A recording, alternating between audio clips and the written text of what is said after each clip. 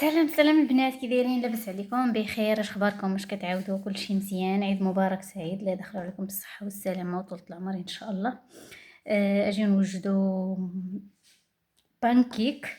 عندي هنايا 3 البيضات، عندي كاس ديال السكر، عندي تقريبا جاي الكاس ديال الزبده، عندي نصف سيطرو ديال الحليب، خمارات جوج، واحد الفانيا، وعندي هنايا 3 الكيسان ونص ديال الطحين. انا غنقلب المقادير، غادي نديرهم نكتبهم في صندوق الوصف، ربما نغلط في شي حاجه ولا شي حاجه بحال هكذا. المهم بسم الله. كنبداو اول حاجه بالبيض، بعد كنزيدو السكر،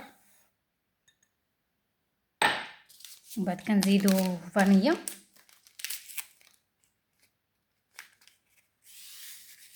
الا بان لكم صوتي بعيد راه المهم ما عنديش شي ميكرو ولا شي حاجه باش ندوي بها، حيت كندوي عادي في التليفون وصافي. المهم بسم الله.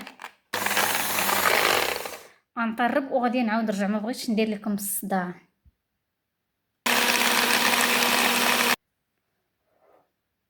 انا اصلا نسيت الزبده، كان خصني نديرها في الاول، داكشي علاش قلت لكم راه تقدروا تلقاو شي، زعما تقدروا تلقاوني غلطه في شي حاجه. غنكتبها في صندوق الوصف، نعاود نراجع الفيديو، نعاود نكتب داكشي في صندوق الوصف.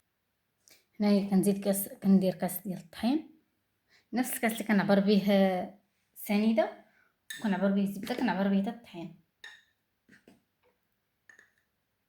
دابا غندير 2 كيسان ديال الطحين ولا 3 الكيسان، غندير 2 كيسان ديال الطحين وغادي نطربو ونعاود عاوتاني نرجع نزيد الحليب. ما كنبغيش ندير الحليب في الاول باش ما كيتعجنش ليا الخليط ديالي، ما كيوليش محبب.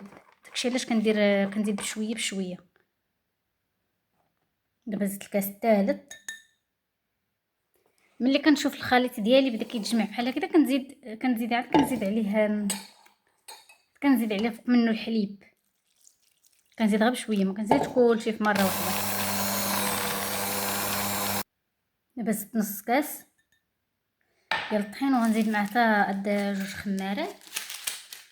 ما نزيدهم وغنخلط ونعاود نرجع نخلطهم ونعاود داك الساعه نرجع نقول لكم اشنو كاين. كنخليهم يخمروا واحد 10 ديال الدقائق، من 10 دقائق حتى ل 15 دقيقه. دابا انا نزيد الحليب اللي باقي عندي.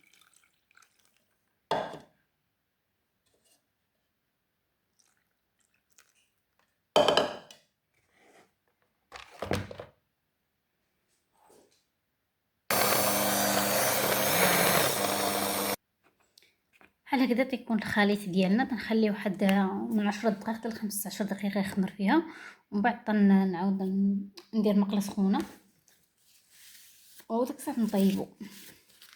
يا بسم الله. دابا سخنت المقله. دابا نديرو فيها، نشوفوا مقله ما تكونش كتلصق، تكون خاصه بانكيك اولا بالكريب اولا بشي حاجه بحال هكذا، هي اللي نديرو فيها باش ما يلصقوش لينا بانكيك. ما كندهنوا مقله لا بزيت لا بوالو، باش كتكون خاصه به.